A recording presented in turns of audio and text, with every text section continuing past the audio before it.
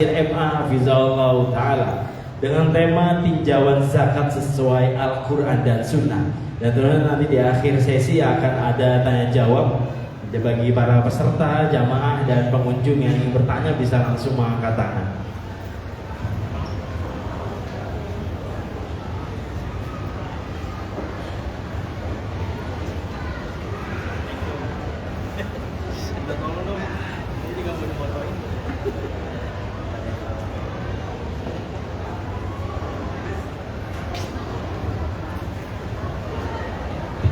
Baik, bismillah.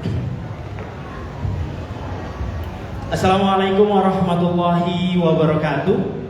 Alhamdulillahirabbil alamin wal aqibatu lil muttaqin wala udwana illa 'alal zalimin. Asyhadu an la ilaha illallah rabbal alamin wa asyhadu anna Muhammadan 'abduhu khairal anbiya'i wal mursalin. Alhamdulillah, pada malam hari ini saya Fikri Syaban selaku host pada kajian di sesi Ba'da Maghrib, menemani Bapak dan Ibu para pengunjung Muslim Lever dalam acara kajian bersama Ustadz kita Ustadz Dr. Muhammad Yasir MA Hafizahullah Ta'ala, dan alhamdulillah beliau sudah hadir di sebelah saya. Assalamualaikum Ustadz. Waalaikumsalam. Ustadz.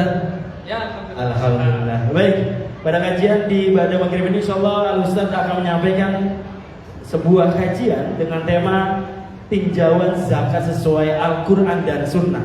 Bagi para jamaah pengunjung MLF yang ingin mendengarkan kajian, kami persilakan untuk bisa merapat lebih ke depan. Bapak-bapak boleh maju ke depan, Bapak. Silakan diisi dulu ruang bagian depannya. Begitu juga dengan ibu-ibu ataupun akhwat, kami minta bantuan dari para tim panitia akhwat. Silakan untuk merapat agar tidak mengganggu para jamaah atau pengunjung yang ingin melaksanakan sholat maghrib. Baik, Ustadz, Masya Allah, tema pada maghrib ini tinjauan zakat sesuai Al-Quran dan Sunnah. Ustadz, kira-kira dari segi apa Ustadz antum mau bahas zakat ini Ustadz? Insya Allah kita pada pertemuan ini akan membahas lebih terkait fikih zakatnya. Terkait fikih zakatnya. Tapi tentunya ringkas ya. Ringkas karena waktu yang terbatas juga sih ya. Oh iya Ustadz, saya lupa juga nih, buat para jamaah yang mungkin belum mengenal Ustadz Muhammad Yasir lebih dalam, beliau ini adalah dosen di bidang tafsir dan beliau juga adalah ketua Dewan Pengawas Syariah Laz Solidaritas Insan Peduli. Bagi para jamaah yang nantinya setelah ini ingin tertarik lebih dalam berkonsultasi dengan Ustadz, bisa langsung datang ke booth atau tenannya Lazim ada di sebelah sana saja. Masya Allah. Baik Ustadz, kalau begitu kita langsung serahkan kepada antum Ustaz. Tafadhol. Bismillah walhamdulillah wassalatu wassalamu ala Rasulillah wa ala alihi wa ashabihi wa mawalah, ma ba'du. Bapak Ibu yang dirahmati Allah Subhanahu wa taala, pada kesempatan ini sedikit kita akan membahas terkait fikih zakat. Kenapa sedikit? Ya karena memang kita waktunya dikasihnya sedikit. Betul. Baik, Bapak Ibu yang dirahmati Allah, ketahuilah bahwasanya zakat ini memang adalah sesuatu yang urgent yang tidak bisa kemudian kita nomor sekiankan.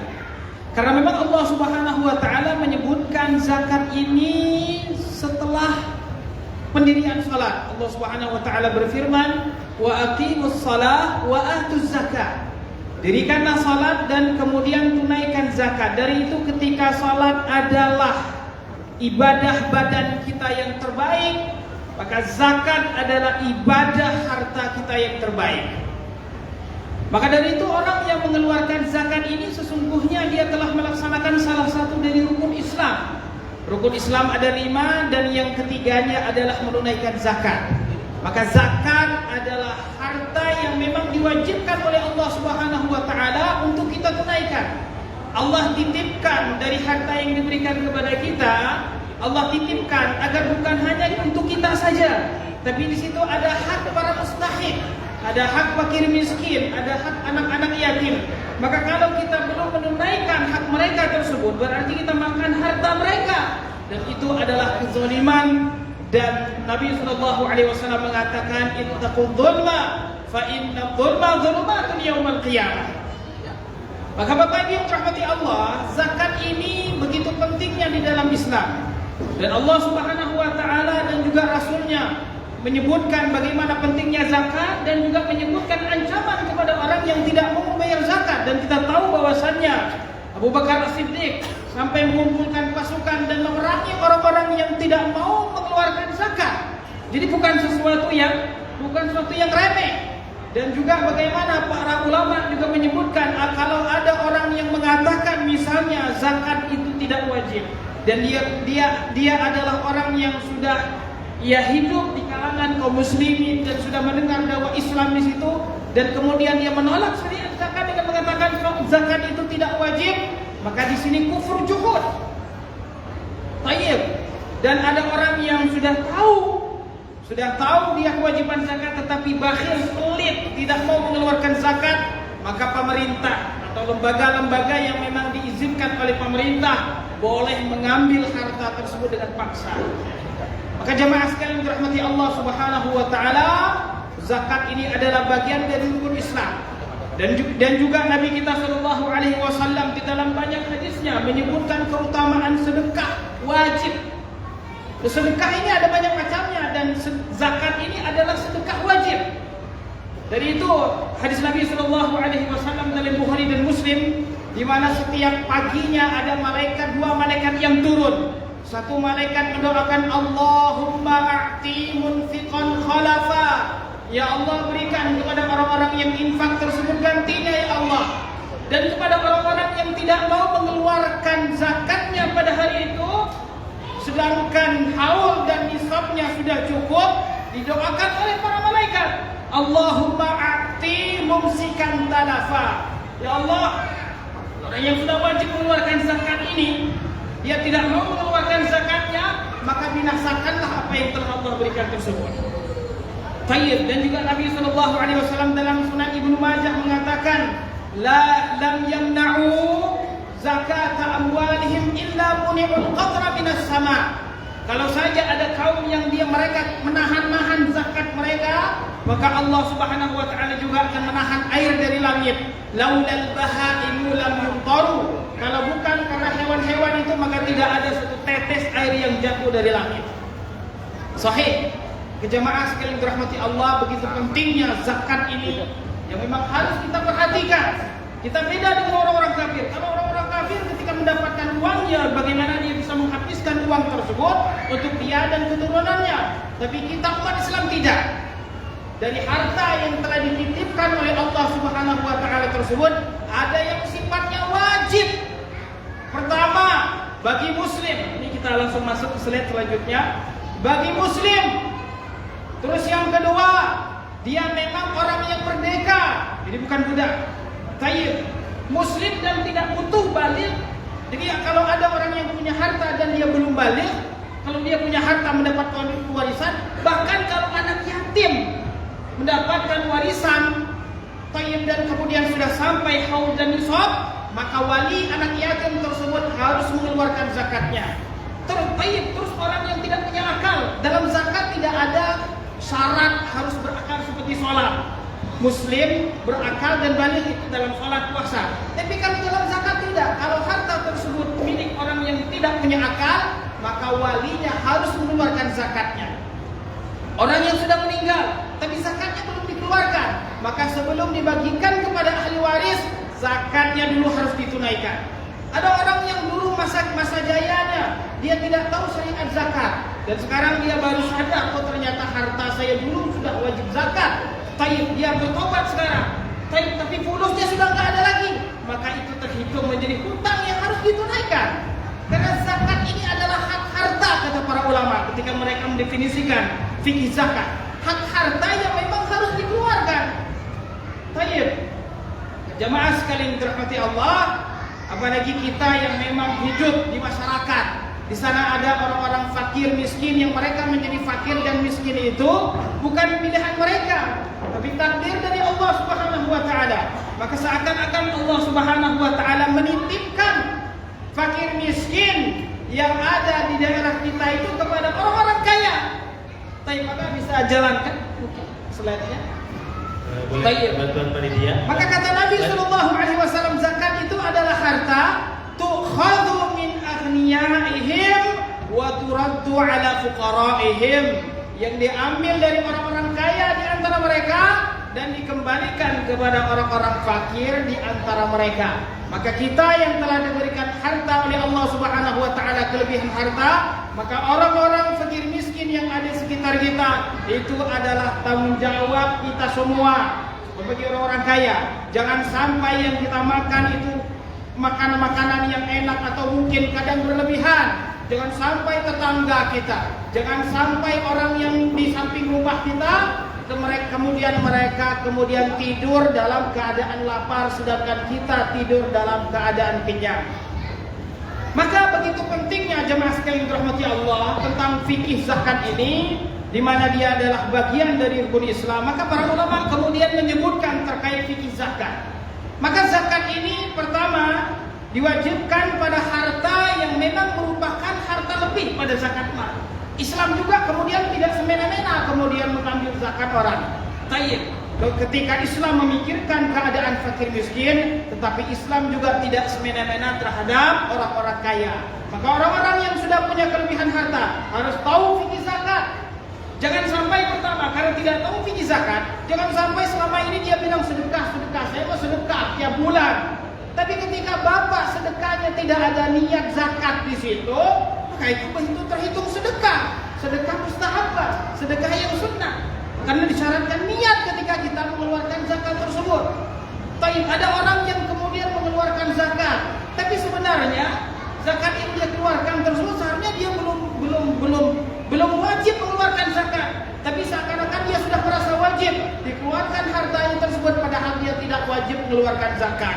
Maka ini kita butuh fikih zakat agar yang punya harta mengeluarkan zakatnya dengan benar, dengan baik. Dan apabila kata Syekh Sa'di dalam tafsir beliau mengatakan dalam surat At-Taubah ayat 60, lau a'tal aghniya'u zakatihim 'ala al-wajhi syar'i. Kalau saja kata Syekh Sa'di, kalau saja orang-orang kaya tersebut mengeluarkan zakat mereka sesuai dengan syariat, lam yabqa faqirun minal muslimin. Maka tidak ada satu fakir yang tersisa di kalangan kaum muslimin. Maka berarti kalau seandainya masih banyak fakir-fakir di antara kita, berarti ada yang tidak beres nih dalam penyaluran zakat, dalam pengumpulan zakat dan lain sebagainya. Maka dari ini di dalam syariat zakat ada orang yang memang ditugaskan oleh Rasulullah SAW untuk mengambil dan menyalurkan zakat, dan mereka berhak untuk mendapatkan bagian dari zakat tersebut yang kita sebut dengan amil. Nah, amil ini yang kemudian mengambil zakat dari orang-orang kaya dan menyalurkan zakat kepada para mustahik. Bapak Ibu yang dirahmati Allah Subhanahu wa taala, para ulama meringkas zakat ini, yang pertama adalah apa yang disebut dengan zakat mal dan zakat badan. Zakat mal ini mencakup beberapa harta, nanti terus bisa diteruskan mungkin, atau yang ini bisa ya. Hal-hal yang harus kita perhatikan Bapak Ibu, kalau kita punya harta-harta ini berarti kita harus perhatikan syarat dan ketentuannya. Yang pertama adalah emas dan perak, dan yang dikiaskan dengan emas dan perak, termasuk uang kita, baik itu uang kertas, uang digital, atau mungkin surat-surat yang memang bisa dicairkan menjadi uang. Tayyib. Atau termasuk hutang, kita memberikan hutang kepada seseorang, piutang kita ya, yang memang bisa kita ambil uangnya, lancar pembayarannya, itu pun sesuatu yang terkena zakat. Dan para ulama menyebutkan emas dan perak ini adalah nilai. Maka dari itu termasuk di bawahnya hal-hal terkait perhiasan. Walaupun memang ada perbedaan para ulama tentang terkait zakat perhiasan, tapi dia adalah nilai juga, apalagi nilai yang memang dia dari emas dan perak. Kemudian ada zakat perdagangan, itu juga digabungkan dengan zakat emas dan perak. Tayyib. Dan juga para ulama menyebutkan ada zakat perdagangan. Tayyib. Maka teman-teman kita yang sekarang Masya Allah diberikan kesempatan oleh Allah untuk tijarah, untuk berdagang, maka kita harus pahami zakat perdagangan. Ada hak-hak fakir miskin dari barang dagang yang kita jual tersebut. Tapi tentunya nanti dengan syarat sudah sampai 1 haul dan juga sudah sampai nisabnya. Tayyib. Kemudian termasuk zakat yang harus kita keluarkan juga adalah terkait zakat dari barang tambang. Di barang tambang kita di Indonesia banyak ya. Nah ini juga termasuk sesuatu yang dizakatkan.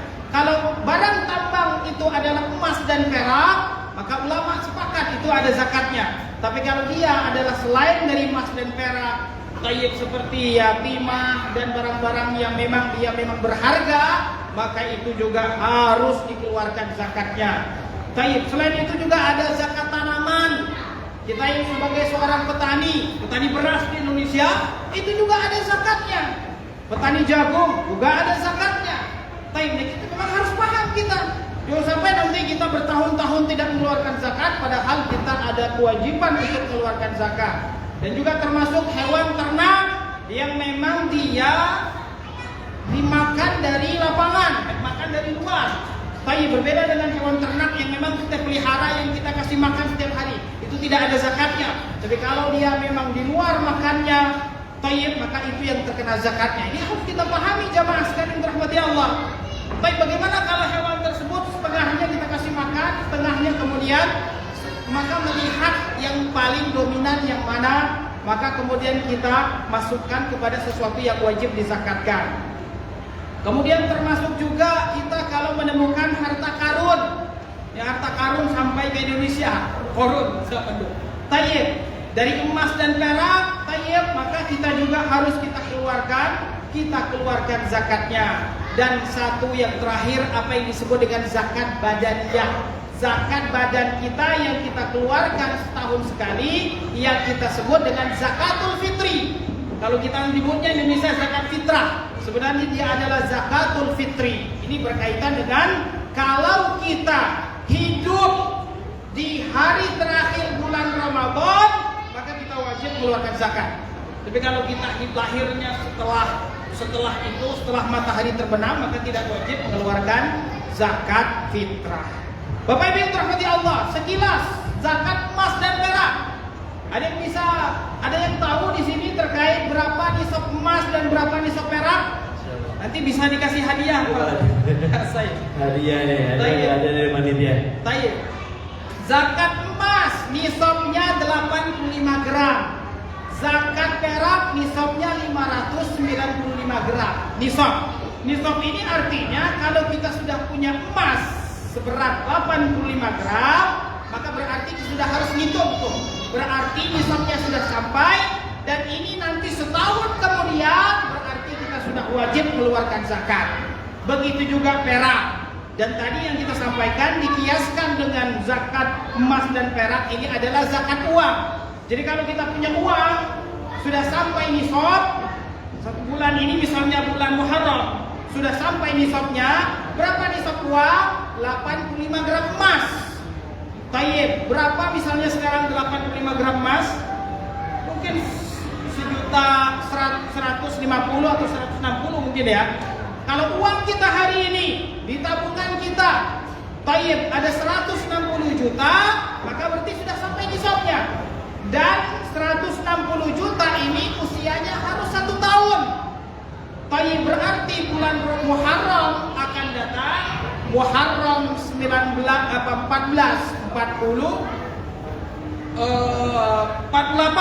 berarti kita tunaikan zakatnya segera. Tidak boleh kita menunggu-nunggu. Ketika kita menunggu-nunggu membayar zakat, maka kita juga nanti ditunda-tunda dari rahmat Allah Subhanahu wa taala. Kemudian selanjutnya zakat perdagangan. Zakat perdagangan ini memang sebagian para ulama memang tidak menyebutkannya, tetapi jumhur para ulama mazhab yang 4 menyebutkan ada zakat perdagangan. Dan juga Allah Subhanahu wa taala berfirman, "Wa anfiqu min thayyibati ma kasabtum." Dan infakkanlah apa yang kalian hasilkan tersebut dari hal-hal yang baik. Maka sebagian para ulama menyebutkan di sini bahwasanya seperti ulama tafsir Ibnul Arabi dalam Ahkamul Quran menyebutkan di sini ma kasabtum artinya tijarah perdagangan. Apa saja yang harus kita hitung dalam zakat perdagangan? Maka barang itu memang kita niatkan untuk kita dagangkan. Kalau barang dagang kita tersebut sudah senilai 85 gram emas dan juga sudah usianya 1 tahun, maka wajib kita keluarkan kita keluarkan zakatnya. Berapa yang kita keluarkan? 2,5%. Sama seperti emas tadi, 2,5%, perak 2,5%, uang juga 2,5%. Tayyib. Dan kemudian bagaimana Ustaz dengan zakat perhiasan? Betul, ada perbedaan antara para ulama. Wallahu a'lam, pendapat yang kami ambil adalah bahwasanya di zakat emas dan perak yang berupa perhiasan tersebut itu juga harus dizakatkan. Yang menjadi perbedaan para ulama itu yang dipakai. Tapi kalau kita beli emas yang dia adalah perhiasan, tapi untuk kita simpan, kan ada orang yang menyimpan emas dan perak berupa perhiasan. Nah itu sepakat para ulama, itu harus dikenakan zakatnya. Yang berbeda itu kalau dipakai. Tayyib, dan pendapat yang kami ambil adalah termasuk juga hal yang harus dizakatkan. Tayyib. Kemudian termasuk juga zakat barang tambang, ini juga yang harus dizakatkan. Dia syaratnya adalah ketika dia sudah sampai nisab, dan ini tapi tidak menunggu haul. Tidak menunggu haul. Kalau emas dan perak tadi menunggu haul, tapi kalau barang tambang dia lihat, dia kalau sudah pas sampai nisabnya 85 gram emas, maka kemudian harus dikeluarkan. Ada zakat tanaman, zakat biji-bijian dan kemudian buah-buahan. Pertama adalah makanan yang memang dimakan, tayyib, dan kemudian juga biji-bijian dan juga buah-buahan yang bisa ditakar dan juga bisa disimpan. Yang bisa ditakar dan juga bisa disimpan. Jadi kalau misalnya makanan, buahan yang memang tidak bisa disimpan, maka ini tidak termasuk yang terkena zakat. Tayyib, maka kalau kita petani padi, maka ini ada zakatnya. Kapan kita mengeluarkan zakatnya? Ketika kita panen. Dan kalau sudah sampai nisab, berapa nisab zakat tanaman? 300 sok. 300 sok ini kalau misalnya kalau kita zakat fitrah, satu sok itu kan 2,5 kg. Berarti kali 300 kita 750 kg. Kalau sudah sampai nisab tersebut, maka harus kita keluarkan 5% atau 10%. Kalau seandainya kita pertanian, kita hanya kemudian mengharapkan air hujan atau aliran air, maka harus kita keluarkan banyak, 10%. Tapi kalau kita menggunakan mesin dan lain sebagainya, maka yang kita zakatkan hanya 5% saja. Tayyib, seorang peternak juga, kalau dia sudah punya mulai dari nisabnya 5 unta, kalau kita misalnya berternak unta, kemudian kalau sudah sampai 40 kambing, tayyib, kemudian kalau sapinya sudah sampai 30 ekor, maka ini nisab-nisab yang sudah harus terkena zakatnya. Nah, unta, sapi dan kambing ini juga dia harus satu haul. Jadi harus satu haul. Tayyib. Kalau kita sudah punya 5 kambing, tayyib, 5 unta, maka yang harus dikeluarkan adalah 1 kambing. Tayyib. Kalau kita punya 30 sapi, maka yang harus dikeluarkan adalah 1 kambing. Tayyib. Kemudian kalau seandainya kalau unta, kambing, kalau sapi, 1 sapi, kemudian sapi yang 1 tahun, kemudian kalau kambing nanti dikeluarkannya kambing. Kalau sudah sampai 40 kambing, maka dikeluarkan 1 kambing, dan ini harus 1 tahun. Harus 1 tahun, harus ada haulnya. Beda kalau tanaman tadi. Kalau tanaman kita keluarkan kapan kita panen. Tapi kalau seperti ternak ini harus ada haulnya 1 tahun. Kemudian rikas. Rikas ini adalah barang temuan dari peninggalan orang-orang kafir. Maka ini dia juga tidak butuh haul dan juga tidak butuh nisab. Jadi kapan kita temukan, maka langsung kita keluarkan zakatnya, tidak harus melihat haul dan nisab. Harus kita keluarkan berapa? Yang kita keluarkan adalah 20%. Adapun terkait zakat fitrah yang setiap tahun kita keluarkan, tayyib ini diwajibkan bagi orang yang memiliki makanan lebih pada malam Idnya. Tayyib, lebih untuk dirinya dan juga untuk keluarganya, maka dia kemudian wajib mengeluarkan zakat fitrah. Tapi kalau misalnya malam itu dia nggak punya makanan, atau nggak punya makanan tapi nggak cukup buat keluarganya besok, maka dia tidak wajib mengeluarkan zakat fitrah. Maka ini Bapak Ibu yang dirahmati Allah, sekilas saja, nanti mungkin kalau ada yang mau diskusi silakan. Kemudian kita akan membahas terkait siapa saja yang boleh mendapatkan zakat. Zakat ini Bapak Ibu yang dirahmati Allah Subhanahu wa taala adalah harta khusus dengan syarat khusus dan juga untuk orang khusus.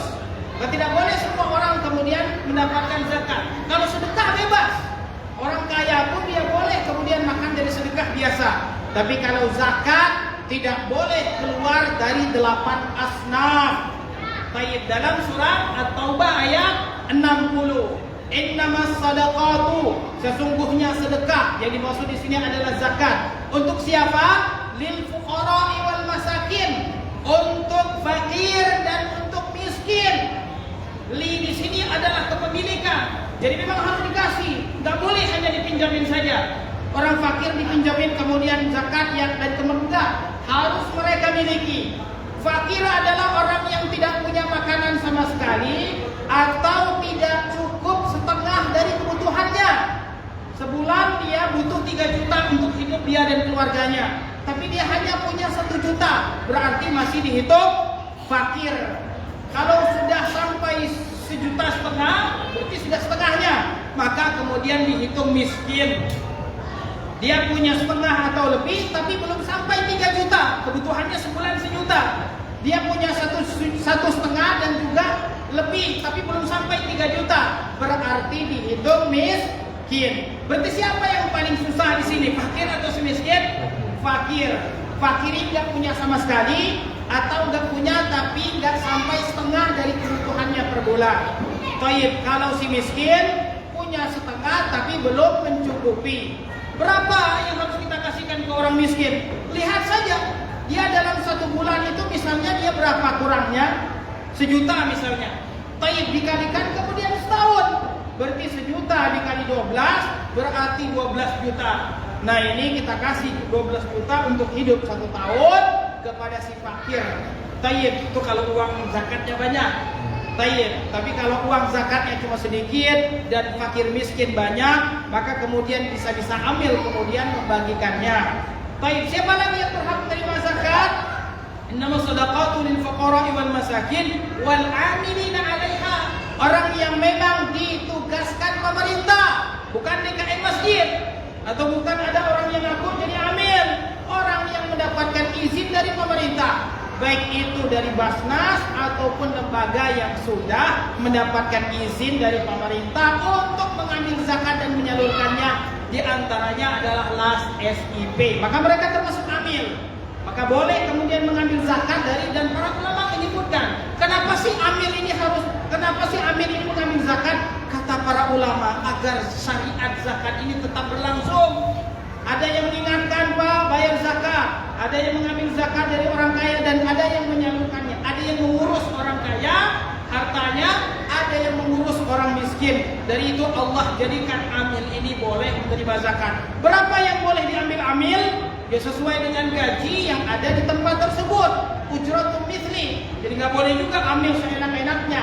Tayyib. Kemudian siapa lagi? Wal mu'allafati qulubuhum, mu'allaf. Siapa mu'allaf? Bisa jadi dari orang kafir. Orang kafir yang kita harapkan dia masuk Islam, boleh dikasih zakat. Kalau orang kafir miskin, tayyib, yang dia miskin memang tidak boleh kita kasih zakat. Kecuali memang kalau kita harapkan dia masuk Islam, itu boleh. Tayyib. Kemudian juga ada orang yang baru masuk Islam, dia masih lemah. Nah ini boleh kemudian juga dikasih zakat. Tayyib. Kemudian wal mu'allafati qulubuhum. Tayyib. Kemudian siapa lagi? Wa fil riqab. Orang yang memang dia tertawan. Tayyib. Atau orang yang memang dia termasuk budak. Kalau budak sekarang nggak ada lagi ya, kecuali ada budak. Daerah mana itu ada istilah budak. Budak ini adalah orang yang memang dia statusnya dulu waktu perang dia jadi tawanan, dia kafir. Ketika perang dia tawanan, menjadi tawanan dan tidak ditebus oleh pihak musuh tersebut, maka dia mau tidak mau menjadi budak. Tayyib.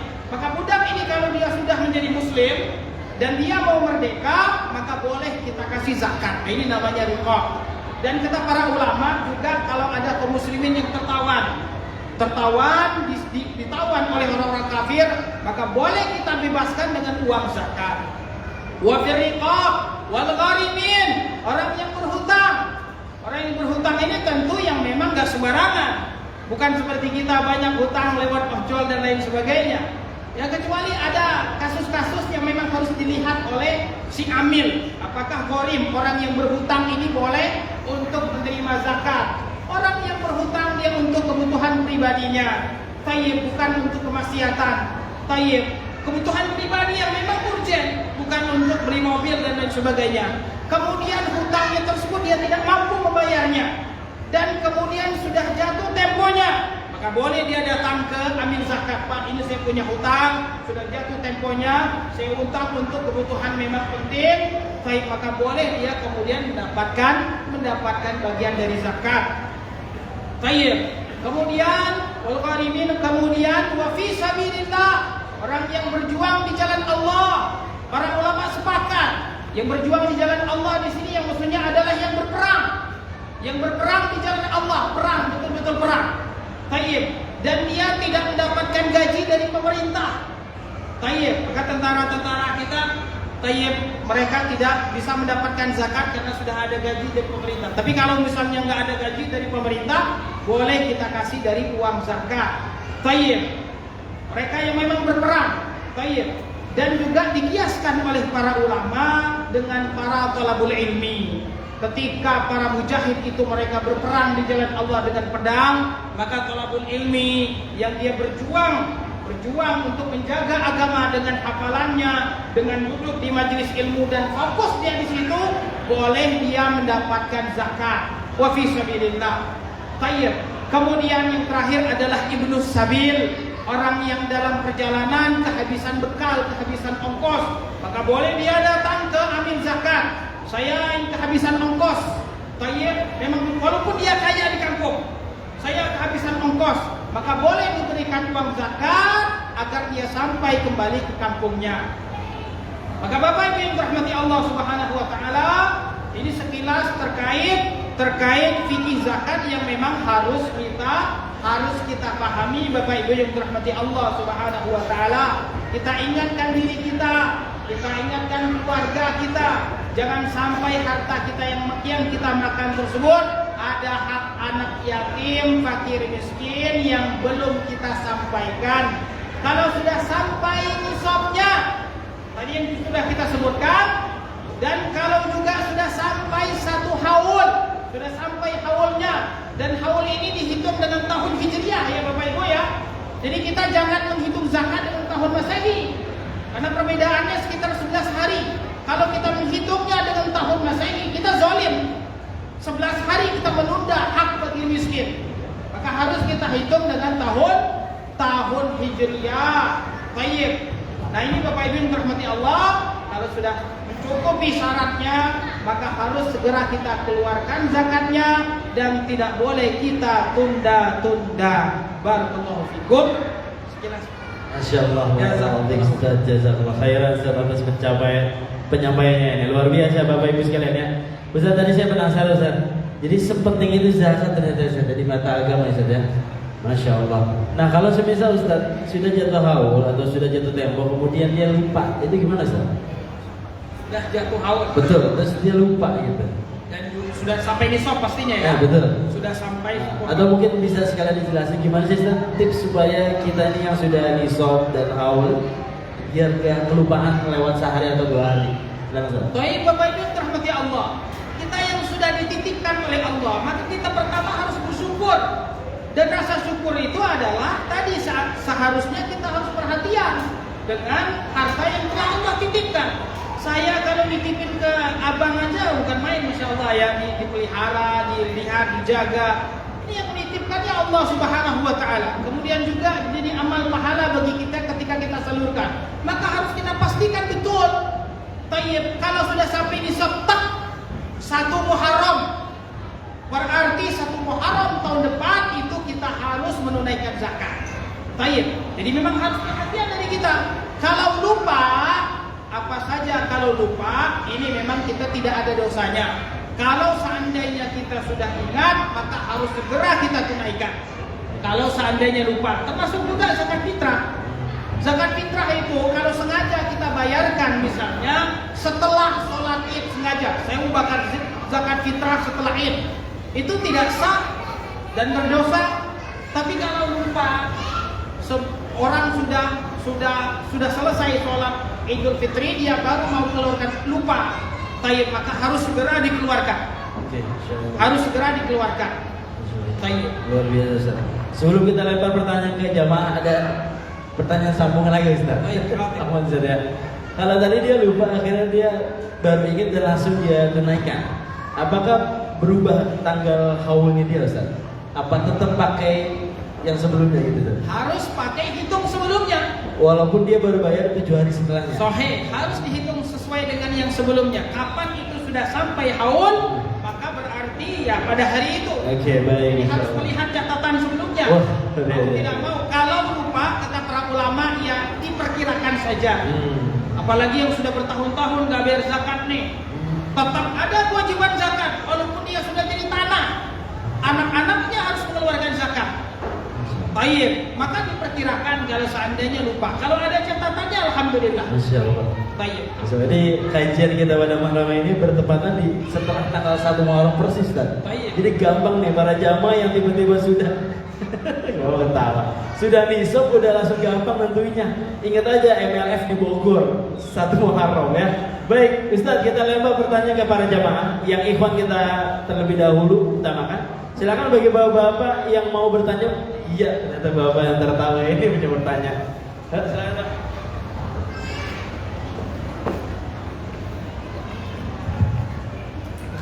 Assalamualaikum warahmatullahi wabarakatuh. Waalaikumsalam.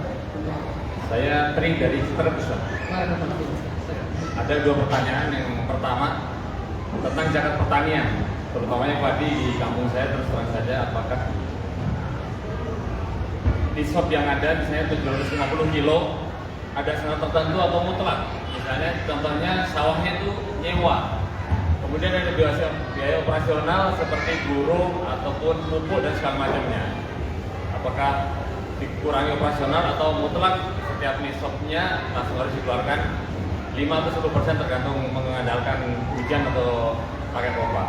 Kemudian yang kedua, dalam hal penyaluran, misalnya di daerah tersebut atau di tempat kita tidak ada amil zakat, apakah boleh langsung ke fakir miskin atau seperti apa? Karena amil tidak temukan atau harus lewat amil.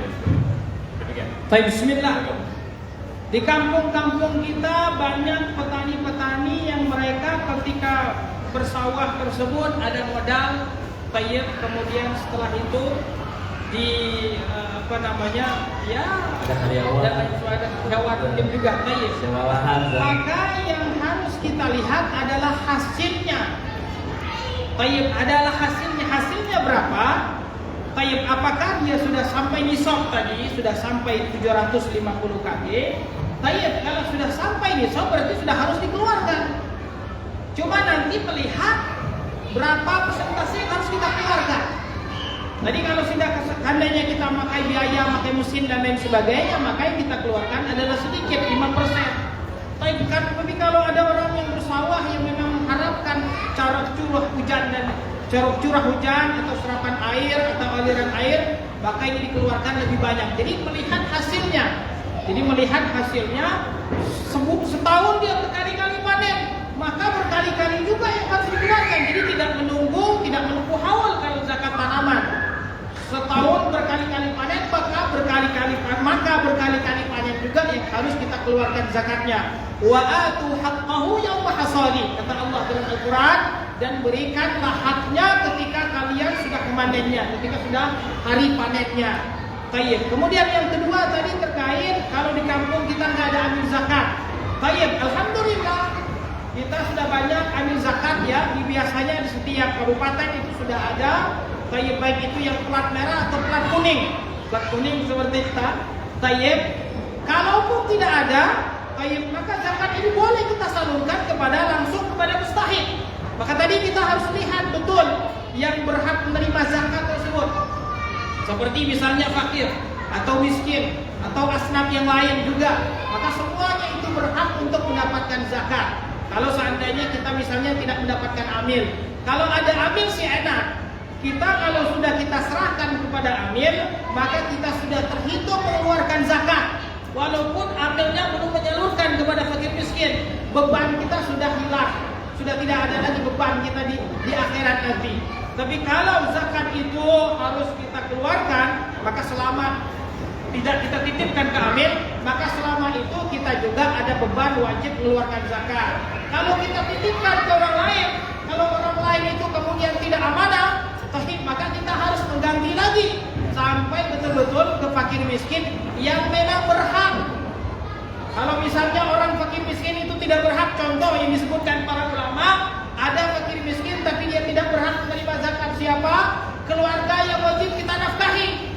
Ibu kita misalnya, atau anak, atau siapa yang dia fakir miskin, tapi kan dia adalah orang yang wajib kita nafkahi, maka mereka tidak boleh kita berikan zakat karena mereka memang wajib kita nafkahi.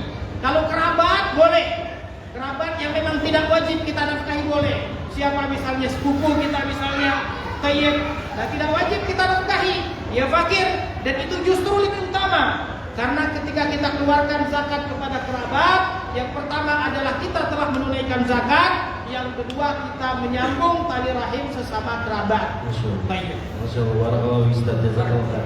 Semoga menjawab ya. Baik, selanjutnya kita coba lempar pertanyaan ke ibu-ibu. Boleh tim panitia Ahmad, silakan diberikan mic kepada ibu-ibu yang bertanya. Silakan. Boleh langsung bersuara biar kita tahu.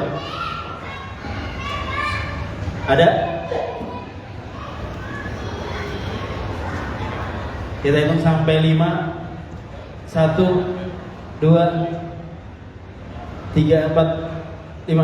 Oke, kalau gitu kita lempar lagi ke bapak-bapak, silakan. Ya, insyaallah.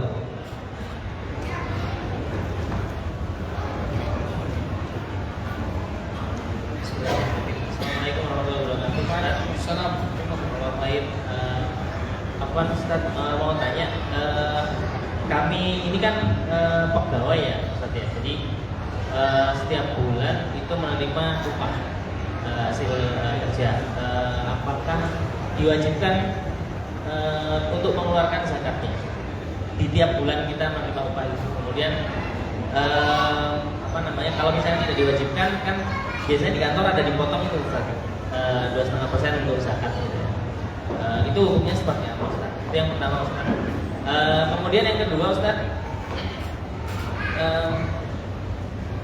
untuk zakat uang atau harta itu, apakah kita perlu menyisihkan atau membagi rekening kita ke dalam satu rekening yang memang itu harta kita simpan? Karena setiap bulan itu kami sebagai pegawai kan mendapat upah itu ketambahan terus Ustaz. Jadi masuk akhirnya nanti hitungan kita untuk nisab dan haulnya agak rancu, agak bingung gitu Ustaz gitu ya. Menurut Ustaz caranya seperti apa? Jazakallahu khair. Assalamualaikum warahmatullahi wabarakatuh. Waalaikumsalam warahmatullahi wabarakatuh. Bapak Ibu yang dirahmati Allah Subhanahu wa taala, jadi ini mungkin dua pertanyaan tapi mungkin bisa kita gabungkan jawabannya. Jadi yang terkena zakat dari harta kita, emas, perak dan juga uang tadi, uang yang sifatnya uang kertas atau uang digital atau surat yang memang bisa dicairkan menjadi uang, maka kemudian uang atau harta kita memang yang kemudian pertama tayyib, ya memang dia sudah sampai nisab. Jadi kalau kita lihat saja gaji kita per bulan berapa, tayyib, sudah sampai nisab apa belum? Tayyib. Tapi para ulama memang berbeda pendapat terkait mau pakai nisab emas yang memang dia lebih mahal, sekitar mungkin 160 juta, atau pakai nisab perak. Nisab perak tentu mungkin ya belasan juta saja kita sudah sampai nisab. Maka sebagian para ulama yang lebih tayyib, yang lebih baik untuk fakir miskin, ya kita mau pakai nisab perak, tayyib. Atau kalau mau ngikut standar orang kaya di negeri kita, ya memang nisabnya adalah nisab emas. Tapi kita ambil nisab emas.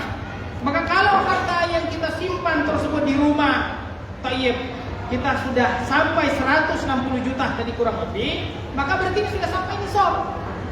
Tayyib. Dan tentu ini ya yang kita simpan Adapun kalau kita dapat gaji kemudian ya untuk kebutuhan makan, minum, biaya sekolah dan lain sebagainya, maka ini tidak termasuk nisab yang kemudian memang yang harus kita zakat. Jadi kita simpan. Dan simpanan kita pun itu usianya harus sampai 1 tahun. Tapi kalau seandainya di bulan yang kelima turun dari 160 misalnya jadi 100 juta saja, berarti nanti ini sudah hilang, sudah tidak memenuhi syarat lagi. Kapan nanti dihitung ulang? Ya kalau sudah sampai nisab lagi, hitung ulang lagi. Ini menurut pendapat jumhur para ulama. Memang ada sih dalam mazhab Hanafi, katanya yang menjadi patokannya itu adalah yang awal dan yang akhir. Tapi kalau kita lembaga kita sendiri melihat kebanyakan para ulama, pokoknya 85 gram emas tersebut atau tadi kurang lebih 160 juta itu usianya harus 1 tahun. Jadi kalau kurang dari 1 tahun berarti belum wajib kita mengeluarkan zakat. Nah ini terkait apa yang kita dapatkan per bulan. Jadi lihat, setelah kita bayar rumah, bayar ini, itu dan lain sebagainya, ada sisa nggak sekian 85 gram emas? Kalau ada, berarti lihat juga usianya nanti.